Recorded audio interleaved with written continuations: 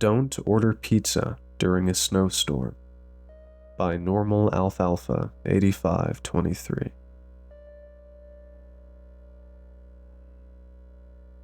The chirpy ringtone and bright blue light of my cell phone woke me up from a deep sleep.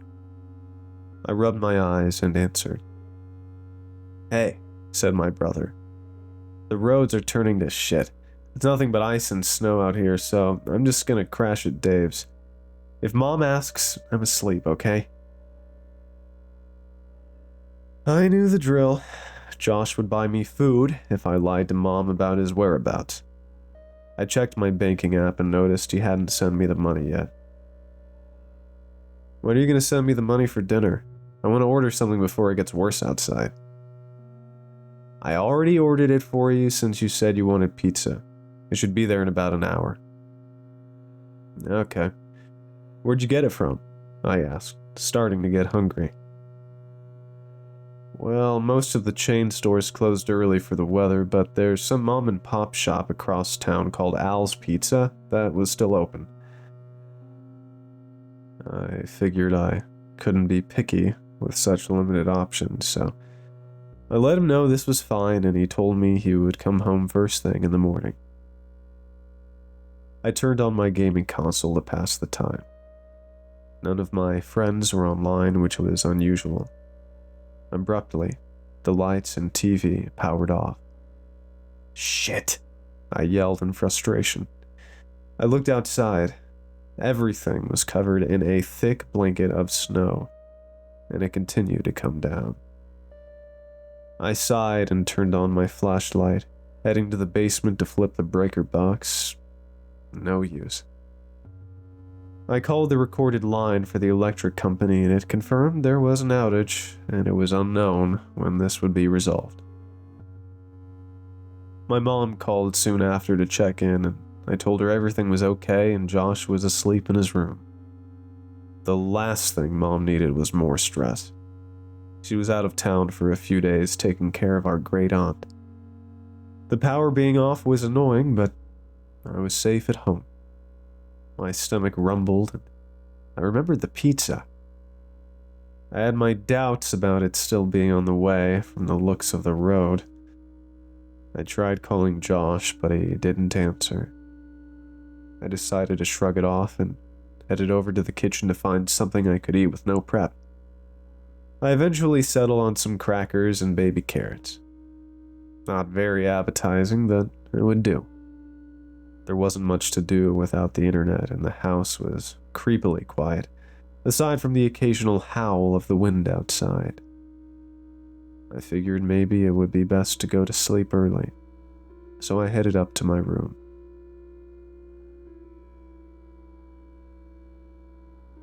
Just as I was about to lay down for the night, I heard a faint knock. I froze. My heart began pounding until I remembered the pizza. Of course! I walked over to the front door, but stopped when I heard another knock. Josh always instructed them to just leave the food there, so I didn't have to answer the door while I was home alone. This is a small pizza shop, though. Not a big corporation with online ordering, I've reminded myself. I opened the door. With the porch light off, it was very dark aside from the glow of the snow and the moonlight. The delivery man was tall and slim. I couldn't see him very well, but what I could make out of his face was unsettling. I know that might sound mean on my part. This man is just trying to do his job, and here I am internally critiquing his facial features. But it wasn't his lack of conventional attractiveness that I noticed. Something about him just felt off-putting. His eyes were wide, almost bulging, and his smile was sort of creepy. He had an unnaturally wide grin from the moment I opened the door that never moved. His shoulder-length hair was stringy and oily. I tried to act as natural as possible. "Thanks," I said, reaching for the box. His expression never changed. He barely moved as I took the box, It was almost like his movements were delayed by a few seconds. "Thanks," he said. I stepped back and shut the door. Chills ran down my spine. That dude was creepy as hell. I shrugged it off and tried to look on the bright side. At least I still got my pizza. I had just started eating when there was another knock at the door. My heart sank. I looked out the peephole and could see the man standing there. What the hell did he want? I know my brother already paid him. Maybe he didn't tip. I waited a few minutes to see if he would go away, but he stood almost completely still. I signed and grabbed a few dollars out of my safekeeping box and opened the door. To my surprise, he was gone. I sighed with relief and stepped back into the warmth of the house. After finishing my food, I was actually starting to feel tired. I lay down and closed my eyes. It was harder getting to sleep than usual because it was getting colder without heat, and I didn't have any music or podcasts to listen to.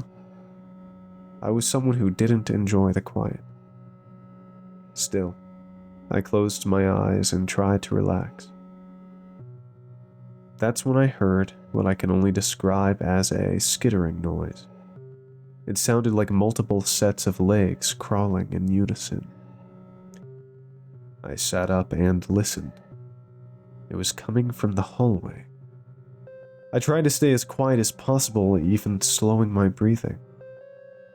The sound got closer, until it sounded like it was right outside my bedroom door, then stopped.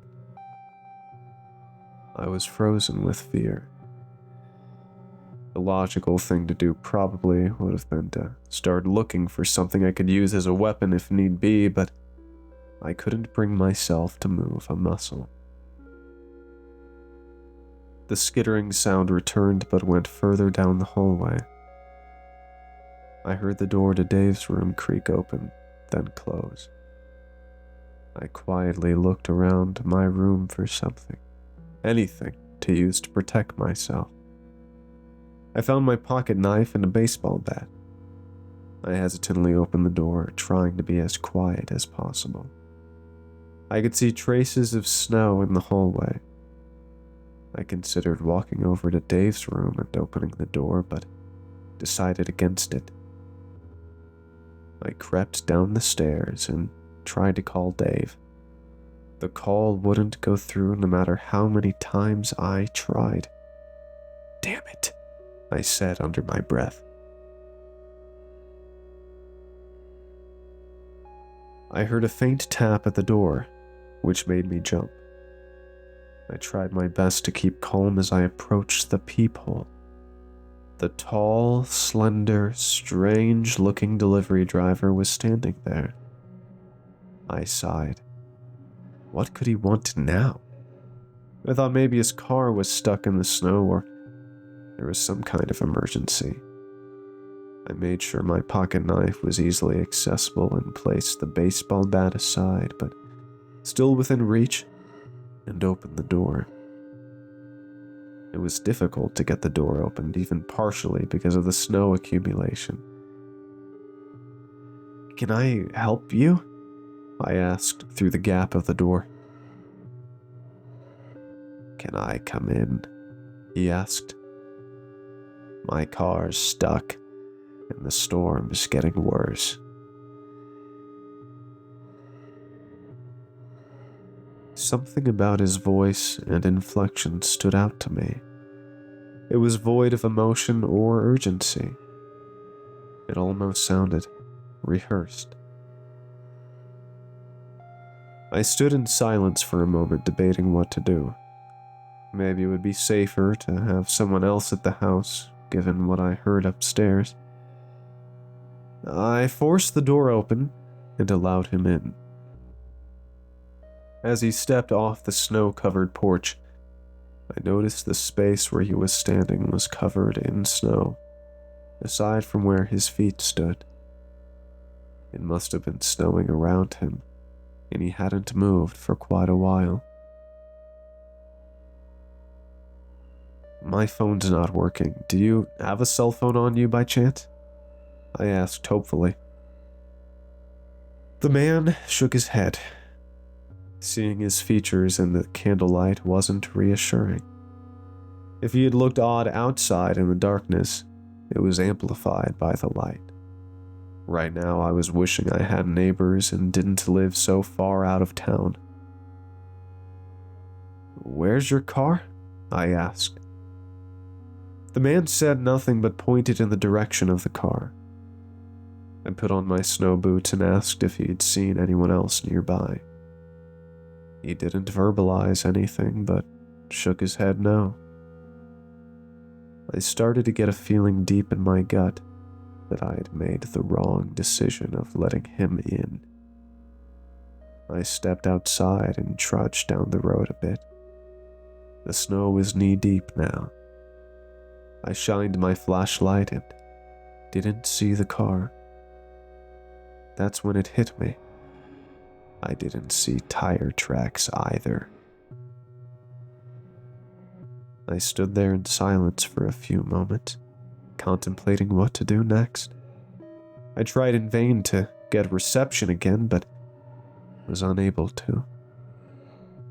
I cursed the weather. My hands and feet were becoming numb, and I had no choice to head back home unless I wanted to risk frostbite. When I stepped back into the living room, the delivery man was gone. "Hello?" I called out. There were no footprints besides mine outside. I crept around the house. I stepped in some partially melted snow leading to the kitchen. I followed it, and it led to the basement door. What in the hell could this complete stranger want with the basement? If his goal was to rob me, he would have had time to do that while I was gone. I grabbed my baseball bat and crept down the basement stairs. "I know you're down here, and the police and my brother are on their way," I bluffed, hoping he would believe it. I searched the basement with no luck. Although I couldn't find him, I had this odd feeling of being watched. But there was nothing he could hide behind. We kept the basement virtually empty due to it flooding during heavy rain and generally being covered in cobwebs. I froze, as I thought I heard something. Breathing. I glanced around. Where the hell was he? Then I looked up. The man was contorted around the vents on the ceiling in the most unnatural way. I screamed, dropping my phone, and ran up the stairs. I fell after a few steps and did some kind of frantic crawl to get the rest of the way up. I could hear the strange skittering noise close behind me. Whatever that was, it was not a human. I refused to turn around and look, afraid that I would never be able to recover from seeing what was really behind me. I stepped into my boots and bolted out the door. I cursed and trudged through the snow as quickly as I could manage with the sheer volume of snow limiting my movements. My face was red with windburn and stung, but my body was sweating from the exertion. I finally stopped due to exhaustion and tried to catch my breath. I felt lightheaded, and everything went dark.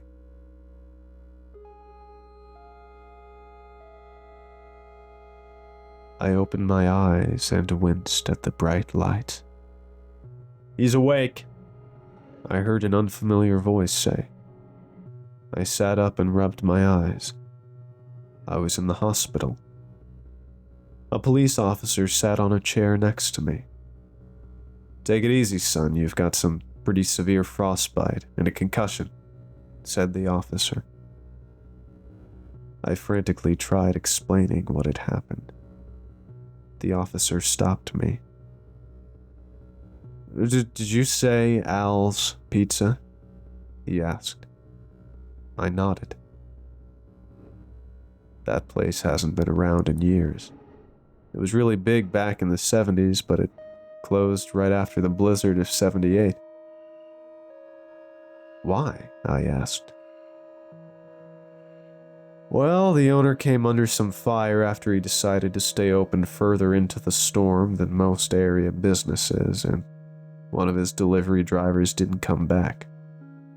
They never did find him." The officer's explanation was interrupted by Josh and my mom hurrying into the room and hugging me. I quickly assured them I was okay. "I'm so sorry for falling asleep. I can't believe I did that," said Josh. "It's okay," I reassured him. "But hey, what was the name of that place you ordered the pizza from?" I asked. Josh looked confused. "I never ordered a pizza,"